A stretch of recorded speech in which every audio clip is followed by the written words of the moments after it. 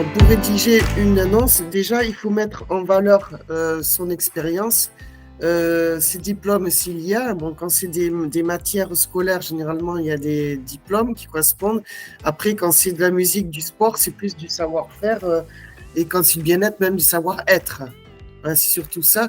C'est ce qu'il faut faire sortir dans l'annonce. Par exemple, je peux vous montrer en copie d'écran, si vous le souhaitez, mon annonce que j'ai faite pour le cours de comptabilité mathématique. Enfin, c'est plutôt comptabilité là, mais disons que la structure est la même pour toutes les matières, parce que le but, alors, c'est d'abord de citer son diplôme, en haut, comme j'ai fait moi, titulaire du DECF, diplôme d'études comptables et financières, qui s'appelle aujourd'hui en fait le DCG, voilà, diplôme comptabilité gestion, voilà, c'est le même niveau, à peu près bac+3.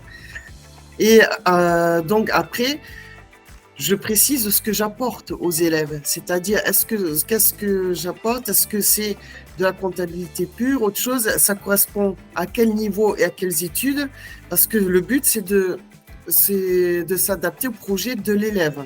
C'est vraiment du cas par cas.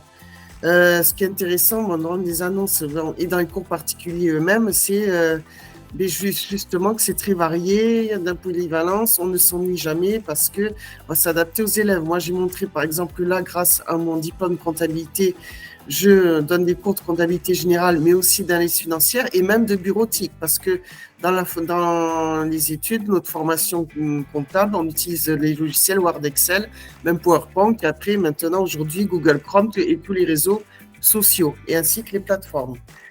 Et après, ce qui est intéressant, c'est de citer l'expérience qu'il y a eu. S'il y en a eu, c'est bien de les citer. Quand il y a des bonnes expériences, comme des élèves qui ont réussi leur examen, c'est très, très primordial de le préciser. Parce que c'est ce qui attire justement les autres clients, c'est la réussite. Et après, bien sûr, dernière chose, c'est très important de mettre le tarif, très important, et préciser s'il y a des tarifs dégressifs en fonction du nombre d'élèves, parce qu'on peut faire des mini-cours, des mini-groupes, voilà, de cours particuliers jusqu'à 3 élèves.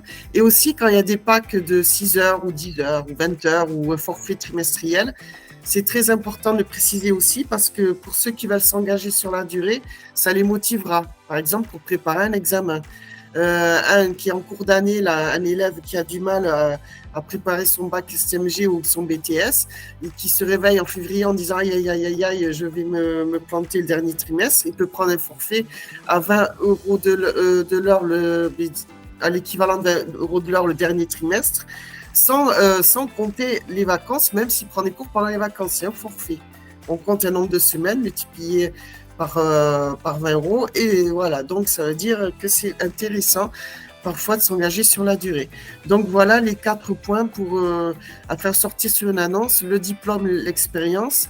Ensuite, tout ce qui est possible d'apporter, tout le public visé. Donc, ensuite, donc, bon, les tarifs dans un premier temps et après l'organisation, c'est-à-dire s'il y a des tarifs dégressifs ou si on organise avec plusieurs élèves.